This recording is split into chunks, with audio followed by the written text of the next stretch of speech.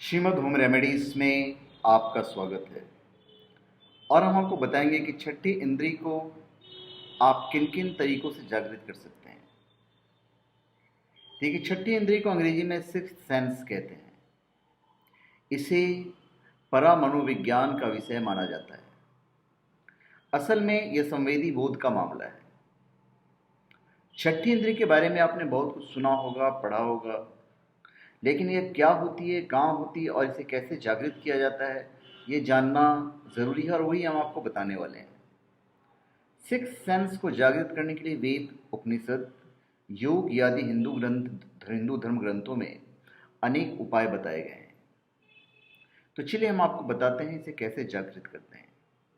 सबसे पहले तो हम आपको ये बता दें कि छठी इंद्री को जागृत करने से क्या होता है और छठी इंद्री होती कहाँ पर स्थित है।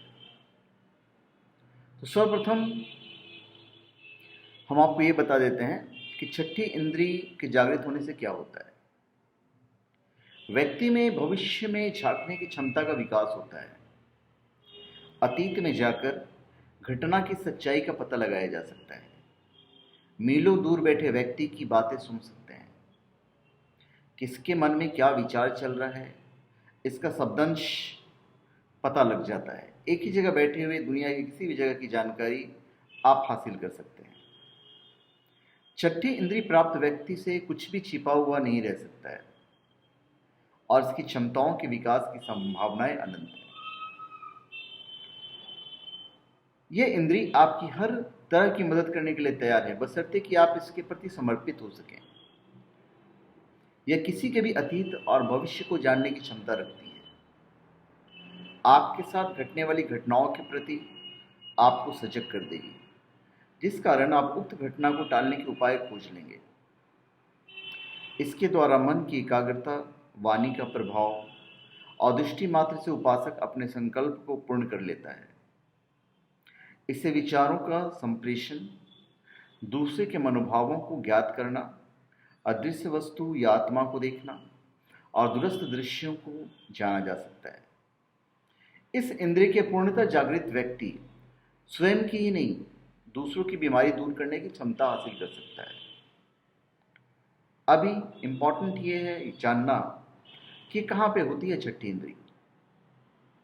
हमारे मस्तिष्क के भीतर कपाल के नीचे एक छिद्र है, उसे ब्रह्मारंध्र कहते हैं, ब्रह्मरंध्र भी कहते हैं। वहीं से सुषुम्ना रीढ़ से होती हुई मूलाधार तक गई है। सुषुम्ना नाड़ी जुड़ी होती है शस्त्राकार से। ईड़ी नाड़ी शरीर के बाईं तरफ स्थित है तथा पिंगला नाड़ी दाईं तरफ।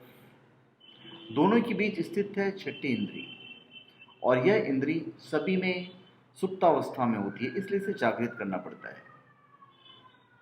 अभी इसको जागृत करने के जितनी प्रक्रियाएं हैं, जितने भी तरीके हैं, वो हम आपको बताने जा रहे हैं।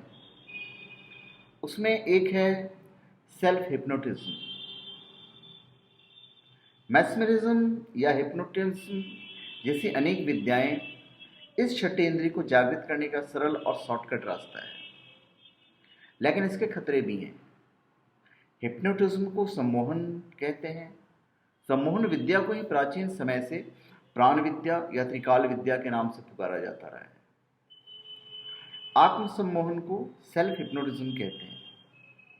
आत्मसम्मोहन की शक्ति प्राप्त करने के लिए अनेक तरीके इस्तेमाल किए जाते हैं। आदिम आत्मचेतन मन में ही सिक्स सेंस है। देखिए, मन के कई स्तर होते हैं, उनमें से एक है आदिम आत्मचेतन मन। आदिम आत्मचेतन मन न तो विचार करता है और न ही निर्णय लेता है। उक्त मन का संबंध हमारे सूक्ष्म शरीर से होता है। यह मन हमारे आने वाले खतरों का संकेत या उक्त खतरों से बचने के तरीके बताता है। रोग की पूर्व सूचना इस मन से ही प्राप्त होती है, किंतु व्यक्ति उसे समझ नहीं पाता है। यही सिक्स्थ सेंस है, अर्थात पूर्वाभास होना। यह मन लगातार हमारी रक्षा करता है। हमें होने वाली बीमारियों की यह मन 6 माह पूर्व ही सूचना दे देता है, और यदि हम बीमार हैं तो यह हमें स्वस्थ रखने का प्रयास करता है। बौद्धिकता और अहंकार के चलते हम उक्त मन की सुनी अनसुनी कर देते हैं और उक्त मन को साधना ही आत्मसम्मोहन है। अभी सबसे इंपॉर्टेंट सवाल यह है कि सेल्फ हिप्नोटिज्म कैसे करें। वैसे इस मन को साधने के बहुत से तरीके और विधियां हैं, लेकिन सीधा रास्ता है प्राणायाम और प्रत्याहार से धारणा को साधना। जब आपका मन स्थिर चित्त हो, एक ही दिशा में गमन करे और इसका अभ्यास गहराने लगे, तब आप अपने इंद्रियों में ऐसी शक्ति का अनुभव करने लगेंगे जिसको आम इंसान अनुभव नहीं कर सकता। इसको साधने के लिए त्राटक भी कर सकते हैं। त्राटक भी कई प्रकार से किया जा सकता है। ध्यान, प्राणायाम और नेत्र त्राटक द्वारा सम्मोहन की शक्ति को जगाया जा सकता है। तो इसके लिए आपको दीवार पर एक बिंदु इस तरह का सर्कल बनाना पड़ेगा और उसे लगातार देखना पड़ेगा। तो ऐसा लगेगा कि जब आप उसे एकटक देख रहे हो तब आप उसमें अंदर घुसते चले जाएंगे। इसका जो अगला स्टेज है, एक डेढ़ महीना करने के बाद फिर आप एक कैंडल जला के रात के बिल्कुल शांत वातावरण में आप मोमबत्ती को लौ को लगातार देख सकते हैं। इससे आप और आगे जाएंगे तो जब उगता हुआ सूरज होता है तो उगते हुए सूरज को देख सकते हैं आप। आत्मसम्मोहन की अवस्था में शरीर के जिस भी अंग में आपको रोग या दर्द हो, आप ध्यान वहाँ लगाकर वहाँ सकारात्मक ऊर्जा का संचार कर उसकी स्वयं ही चिकित्सा कर सकते हैं। लगातार उसके स्वस्थ होते जाने के बारे में आत्मसम्मोहन की अवस्था में कल्पना करने से उक्त स्थान पर रोग में लाभ मिलने लगता है।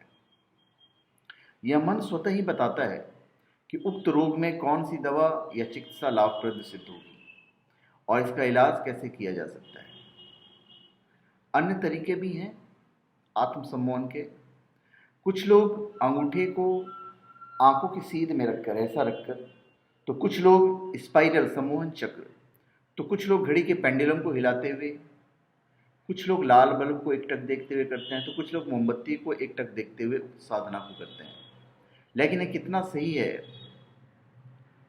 ये पूरा आप पे डिपेंड करता है कि आप कितने तन मन से पूरा उसको कर रहे हैं। ये पूरा आपके ऊपर डिपेंड करता है।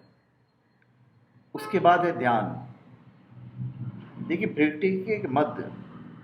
भ्रिकुटी के मध्य निरंतर और नियमित ध्यान करते रहने से आज्ञा चक्र, हमारा जो आज्ञा चक्र है, यहाँ पे आज्ञा चक्र जागृत होने लगता है, जो हमारे सिक्स्थ सेंस को बढ़ाता है। कहते हैं कि गहरे ध्यान प्रयोग से यह स्वतः ही जागृत हो जाती है। प्रतिदिन 40 मिनट का ध्यान इसमें सहायक सिद्ध हो सकता है। 40 मिनट के ध्यान में आपको निर्विकार दशा के लक्ष्य को प्राप्त करना होता है। निर्विचार दशा का अर्थ होता है आपके मन और मस्तिष्क में ऐसे किसी भी प्रकार के विचार न हो जो आपको परेशान करते हों, मस्तिष्क को क्षति पहुंचाते हों। हमारे मन और मस्तिष्क में एक साथ असंख्य कल्पना और विचार चलते रहते हैं। इससे मन मस्तिष्क में कोलाहल सा बना रहता है। हम नहीं चाहते हैं, फिर भी यह चलता रहता है। आप लगातार सोच सोचकर स्वयं को कम और कमजोर करते जा रहे हैं। ध्यान अनावश्यक कल्पना और विचारों को मन से हटाकर शुद्ध और निर्मल मौन में चले जाना है। जब आप यह स्थिति प्राप्त कर लेते हैं तो स्वतः ही आपकी छठी इंद्री जागृत हो जाती है। अब इस ध्यान को कैसे करें? भ्रिकुटी पर ध्यान लगाकर निरंतर मध्य स्थित अंधेरे को देखते रहें और यह भी जानते रहें कि श्वास अंदर और बाहर हो रही है। मौन, ध्यान और साधना मन और शरीर को मजबूत तो करती ही है। मध्य स्थिति जो अंधेरा है वही काले से नीला और नीले से सफ़ेद में बदल जाता है। सभी के साथ अलग अलग परिस्थितियां निर्मित हो सकती हैं। मौन से मन की क्षमता का विकास होता जाता है, जिससे काल्पनिक शक्ति और आभास करने की क्षमता बढ़ती है।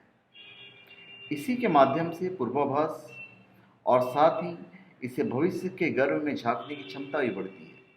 यही सिक्स्थ सेंस के विकास की शुरुआत है। अंततः हमारे पीछे कोई चल रहा है या दरवाजे पर कोई खड़ा है, इस बात का हमें आभास होता है। यही आभास होने की क्षमता हमारी छठी इंद्रिय के होने की सूचना है। जब यह आभास होने की क्षमता बढ़ती है तो पूर्वाभास में बदल जाती है। मन की स्थिरता और उसकी शक्ति ही छठी इंद्रिय के विकास में सहायक सिद्ध होता है। तो ये हमने आपको 2 विधियां बताई। तीसरी विधि है त्राटक क्रिया से। त्राटक क्रिया से भी इस छठी इंद्रिय को जागृत कर सकते हैं। जितनी देर तक आप बिना पलक गिराए किसी एक बिंदु, क्रिस्टल बॉल, मोमबत्ती या घी के दीपक की ज्योति पर देख सकते हैं, आप देखते रहिए। इसके बाद आंखें बंद कर लें। कुछ समय तक इसका अभ्यास करें। इससे आपकी एकाग्रता बढ़ेगी और धीरे धीरे छठी इंद्रिय जागृत होने लगेगी। इसमें आपको कुछ सावधानी बरतनी पड़ेगी। त्राटक के अभ्यास से आंखों और मस्तिष्क में गर्मी बढ़ती है, इसलिए इस अभ्यास के बाद तुरंत बाद नेति क्रिया का अभ्यास करना चाहिए। आंखों में किसी भी प्रकार की तकलीफ हो तो यह क्रिया बिल्कुल नहीं करें। अधिक देर तक एक सा करने पर आंखों में आंसू निकलने लगते हैं। ऐसा जब हो तब आंखें चिपकाकर अभ्यास छोड़ दें। यह क्रिया भी जानकर व्यक्ति से ही सीखनी चाहिए। अगर जानकार व्यक्ति आपके पास नहीं है तो फिर आप इसको स्टॉप कर दीजिए। जानकार व्यक्ति ही आपको प्रॉपर तरीके से बता सकता है, क्योंकि इसके द्वारा आत्मसम्मोहन घटित हो सकता है। त्राटक के अभ्यास से अनेक प्रकार की सिद्धियां प्राप्त होती हैं। सम्मोहन और स्तंभन क्रिया में त्राटक की महत्वपूर्ण भूमिका होती है। यह स्मृति दोष भी दूर करता है और इसकी दूरदृष्टि भी बढ़ती है। इसके बाद ये हमने आपको 3 तरीके बता दिए और चौथा तरीका है प्राणायाम, जो कि बहुत ही पॉपुलर है। प्राणायाम सबसे उत्तम उपाय इसलिए माना जाता है क्योंकि हमारी दोनों बाहों के बीच छठी इंद्रिय होती है। यहाँ पे सुषुम्ना नाड़ी के जागृत होते से ही छठी इंद्रिय जागृत हो जाती है और यही छठी इंद्रिय है। आप अपनी छठी इंद्रिय को प्राणायाम के माध्यम से 6 माह में जागृत कर सकते हैं, लेकिन 6 माह के लिए आपको दुनियादारी से अलग होना भी जरूरी है। ईरा नाड़ी शरीर के बाईं तरफ स्थित है, पिंगला नाड़ी दाईं तरफ, अर्थात ईड़ा नाड़ी में चंद्र स्वर और पिंगला नाड़ी में सूर्य स्वर स्थित रहता है। सुषुम्ना मध्य में स्थित है। अतः जब हमारी नाक के दोनों स्वर चलते हैं तो माना जाता है कि सुषुम्ना नाड़ी सक्रिय है। इस सक्रियता से ही सिक्स्थ सेंस जागृत होता है। इसकी सक्रियता बढ़ाने के लिए निरंतर प्राणायाम करते रहना चाहिए, लेकिन शर्त यह है कि उसी के साथ ही यम और नियम का पालन करना भी जरूरी है। ईड़ा, पिंगला और सुषुम्ना के अलावा पूरे शरीर में हजारों नाड़ियां होती हैं। उक्त सभी नाड़ियों का शुद्धि और सशक्तिकरण सिर्फ प्राणायाम और आसनों से ही होता है। शुद्धि और सशक्तिकरण के बाद ही उक्त नाड़ियों की शक्ति को जागृत किया जा सकता है। ये हमने आपको इतनी सारी विधियां बताई और एक हम आखिरी विधि भी आपको बता देते हैं, और वो है आपके खुद का अभ्यास। खुद के अभ्यास से अपने बोध को बढ़ा सकते हैं आप। यदि हमें इस बात का आभास होता है कि हमारे पीछे कोई चल रहा है या दरवाजे पर कोई खड़ा है, तो यह क्षमता हमारी छठी इंद्रिय होने का सूचक है। आंतरिक संकेत को सरल रूप से पूर्वाभास भी कहा जा सकता है। इस संकेत के माध्यम से कोई व्यक्ति किसी घटना के होने से पूर्व ही उसके बारे में जान लेता है, अथवा किसी घटना के दौरान ही उसे इस बात का आभास हो जाता है कि इसका परिणाम क्या होने वाला है।